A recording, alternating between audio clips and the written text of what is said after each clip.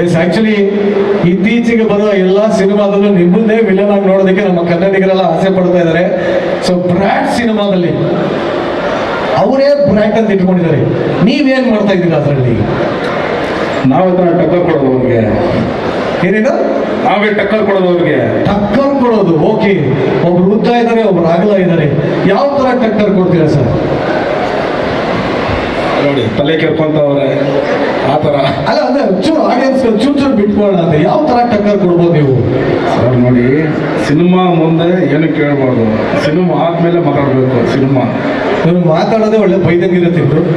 Stage ಮೇಲೆ ಅವಾಜ್ cinema ಮಾಡಿದ್ರೆ ಹೇಳ್ಬಿಟ್ರೆ ಈ ಮನುಷ್ಯ ಸುಮ್ಮನೆ ಹಿಂಗೆ ಅಂದ್ರೆ ನಾನು ಬಿದ್ದೋಗ್ಬಿಟ್ಟಿರ್ತೀನಿ. ಬಟ್ ಆದ್ರೂ ಯಾವ ತರ ಪಾತ್ರ ಸರ್ ಈ ಸಿನಿಮಾದಲ್ಲಿ?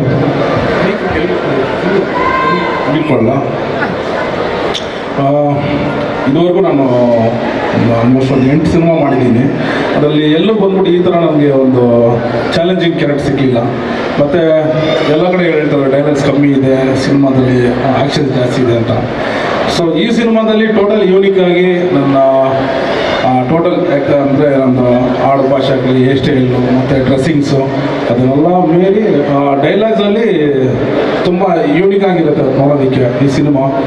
ಮತ್ತು ಒಂದು ಭೀಮಾ ಸಿನಿಮಾ ಹೆಂಗೆ ನನಗೆ ದೊಡ್ಡ ಮೈಲಿಗಲ್ಲಿ ಆಯಿತು, ಸೊ ಆ ಥರ ಈ ಬ್ರಾಡ್ ಸಿನಿಮಾ ಬಂದರೆ ನೆಕ್ಸ್ಟ್ ಲೆವೆಲ್ಗೆ ಹೋಗ್ತೀನಿ ಅಂತ ಒಂದು ದೊಡ್ಡ ನಂಬಿಕೆ ಇದೆ. ಯಾಕಂದರೆ ಆ ಥರ ಒಂದು ನೆಕ್ಸ್ಟ್ ಲೆವೆಲ್ ಡೈರೆಕ್ಷನ್ ಇದೆ ಸರ್. ಮತ್ತು ಸ್ಟೋರಿ ವೈಸು ಎಲ್ಲೂ ಬಂದ್ಬಿಟ್ಟು ಯಾರಿಗೂ ಬೋರ್ ಅನ್ಸಲ್ಲ, ಮತ್ತು ಎಂಟರ್ಟೈನಿಂಗ್ ಆಗಿರುತ್ತೆ. ವಾಟ್ ನೆಕ್ಸ್ಟ್ ಅಷ್ಟೇ, ಏನು ನೆಕ್ಸ್ಟ್ ಏನಾಗುತ್ತೆ ಆ ಥರ ಒಂದು ಥ್ರಿಲ್ಲಿಂಗು ಸಿನಿಮಾ ಇದು. ಸೊ ಎಲ್ಲರೂ ಬಂದು ಥಿಯೇಟ್ರಿಗೆ ಬಂದು ನೋಡಿ ಸಪೋರ್ಟ್ ಮಾಡಬೇಕು. ಆ್ಯಕ್ಚುಲಿ ಇದರಲ್ಲಿ ಇನ್ನೊಬ್ಬರು ಅದ್ಭುತವಾದ ನಟ ಆ್ಯಕ್ಟ್ ಮಾಡಿದ್ದಾರೆ, ರಮೇಶ್ ಇಂದ್ರ ಅವರಿದ್ದಾರೆ. ಐ ಥಿಂಕ್ ನಿಮ್ಮದು ಅವ್ರದ್ದು ಕಾಂಬಿನೇಷನ್ ಇದೆ ಅನ್ಕೋತೀನಿ. So how was the experience with Ramesh Indra sir? ಅವರು ನಮ್ಮ ಪಾರ್ಟ್ನರು ಬಂದಿಲ್ಲ ಅನ್ಕೋತೀನಿ. ನನ್ನ ಪಾರ್ಟ್ನರ್ ಅವರು ರಮೇಶ್ ಇಂದ್ರ ಸರ್, ನಾನು ಪಾರ್ಟ್ನರು.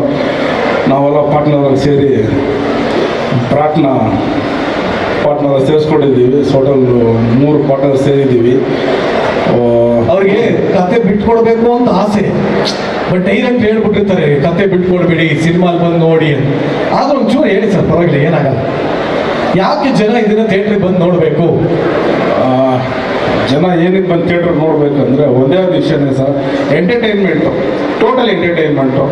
ಒಂದು ಆ್ಯಕ್ಷನ್ ಸೀನು ಇವಾಗ ನಾನು ನೋಡಿದ್ರೆ ಎಲ್ಲ ಅನ್ಕೊಂಡಿರ್ತಾರೆ ಆ್ಯಕ್ಷನ್ ಇರುತ್ತೆ ಅಂತ. ಇಲ್ಲ ಬೇರೆ ಏನೋ ಹೀರೋ ಸರ್ ನೋಡಿದ ತಕ್ಷಣ ಬೇರೆನೇ ಇರುತ್ತೆ, ಲವ್ ಆಗಿರುತ್ತೆ ಅಂತ. ಸೊ ಆ ಥರ ಇಲ್ಲ. ಇದು ಬಂದು ನೋಡಿದೆ ದೊಡ್ಡ ಏನಂದರೆ ಇವಾಗ ಎಲ್ಲ ಸಿನಿಮಾ ಎಕ್ಸ್ಪೆಕ್ಟೇಷನ್ ಹೋಗಿ ಬೇಜಾರಾಗಿ ಹೊರಡೆ ಬರ್ತಾರೆ. ಈಗಿನ ಸಿನಿಮಾ ನಡೀತಾ ಇದೆ ಆ ಥರ. ಸೊ ಈ ಸಿನಿಮಾಗೆ ಬಂದರೆ 101% ನಾನು ಬರ್ಕೊಡ್ತೀನಿ. ನಿನ್ನ ಎಕ್ಸ್ಪೆಕ್ಟೇಷನ್ ಫುಲ್ಫಿಲ್ ಮಾಡಿ ಒಂದು ದೊಡ್ಡ ತೃಪ್ತಿಯಿಂದ ಹೊರಡೆ ಬರ್ತೀರ ಥಿಯೇಟ್ರಿಂದ. ಖಂಡಿತವಾಗ್ಲೂ ತೃಪ್ತಿಯಿಂದ ಆಚೆ ಬರ್ತಾರೆ. ಬಟ್ ಇಲ್ಲಿರೋರು ತೃಪ್ತಿ ಆಗಬೇಕು ಅಂದರೆ ನಾನು ಒಂದು ವಿಷಯ ಕೇಳ್ಪಟ್ಟೆ, ಡ್ರ್ಯಾಗನ್ ಮಂಜು ಅವರು ಸಿಕ್ಕಾಪಟ್ಟೆ ಅದ್ಭುತವಾದ ಡ್ಯಾನ್ಸರ್ ಅಂತ. ಆಡೋಣ ಸರ್, ಆದರೆ ಹೀರೋಯಿನ್ ಇಲ್ವಲ್ಲ. ನಮ್ಮ ಹೀರೋ ಅಲ್ಲಿದ್ದಾರೆ, ಮೇಲಿದ್ದಾರೆ ನಮ್ಮ ಹೀರೋಯಿನ್ನು. ಯಾರು? ನನ್ನ ಫ್ಯಾಮಿಲಿ ಮೇಲೆ ನಿಂತಿದ್ದಾರೆ ಅವರು. ಹಂಗ, ಓಕೆ. ಸೊ ಯಾಕೆ ಇದೇ ಒಂದು ಸಾಂಗ್ ಗಂಗಿ ಗಂಗಿ ಗಂಗಿ ಜಗ್ಗ ಬೇಡ ಲುಂಗಿ, ಇದಕ್ಕೆ ನೀವು ಯಾಕೆ 2 ಸ್ಟೆಪ್ ಹಾಕ್ಬಾರ್ದು? ಇಲ್ಲ ನೋಡಿ, ಇವಾಗ ಏನ್ ನಮ್ಗೆ ಆಶೀರ್ವಾದ ಮಾಡಕ್ ಬಂದಿದ್ದೀರಾ, ನೀವು ಹೇಳಿದ್ರೆ ಆಡ್ತೀನಿ, ಇಲ್ಲಾಂದ್ರೆ ಆಡಲ್ಲ. ಏನಪ್ಪ ಡ್ಯಾನ್ಸ್ ಬೇಕಾ? ಗೊತ್ತಿರೋದಷ್ಟು ಡ್ಯಾನ್ಸ್ ಆಡ್ತೀನಿ ಅಷ್ಟೇ. ಯಾರಪ್ಪ ಇಷ್ಟೊಂದು ವಿಜಿಲ್ ಹೊಡೆದಿದ್ದು? ಓಕೆ ಸರ್, ನಿಮಗೆ ಡ್ಯಾನ್ಸರ್ ಬೇಕಾಗಿರೋದು ಒಬ್ಬರೇ ಆಡ್ಬೇಕಾ? ಎಷ್ಟು ಜನ ಕರ್ಸಿ ಹೇಳಿ ಸರ್, ಎಷ್ಟು ಜನ ಬೇಕು? ಅವ್ರು ಕರ್ಸಿ ಕಾಪಿ ಮಾಡ್ತೀನಿ ಅವ್ರನ್ನ ಅಷ್ಟೇ. ಒಂದಿಬ್ರು ಕೊಡಿ ನೋಡ. ಹುಡುಗರು ಬರ್ಬೇಕಾ ಹುಡುಗಿರು ಬರ್ಬೇಕಾ? ಹುಡುಗರು ಸರ್, ಓನ್ಲಿ ಬಾಯ್ಸ್. ಅವರು ಹುಡುಗರು ತುಂಬಾ ಫ್ಲೆಕ್ಸಿಬಲ್ ಆಗಿರ್ತಾರೆ, ಹಿಂಗೆ ಆಡ್ತಾರೆ ನಮ್ಮ ಬರ. ಅದಕ್ಕೆ ಸಂತೋಷ. ಓಕೆ, ಬರಲಿ ಆ ಸಾಂಗ್ ಬರಲಿ, ಕನ್ನಡ ವರ್ಷನ್ ಬರಲಿ. ಸ್ಟೆಪ್ಪು ಸರ್, ಬೇರೆ ಹುಡುಗರು ಆಡ್ತಾರಲ್ವ, ಹೀರೋ ಮಾತ್ರ ಏನು ಮಾಡ್ತಾ ಇದಾರೆ, ಅವ್ರು ಕರಿಬೇಕಲ್ಲ. ನಿಮ್ಗೆ ಹೀರೋನು ಬೇಕಾ? ಹೌದು.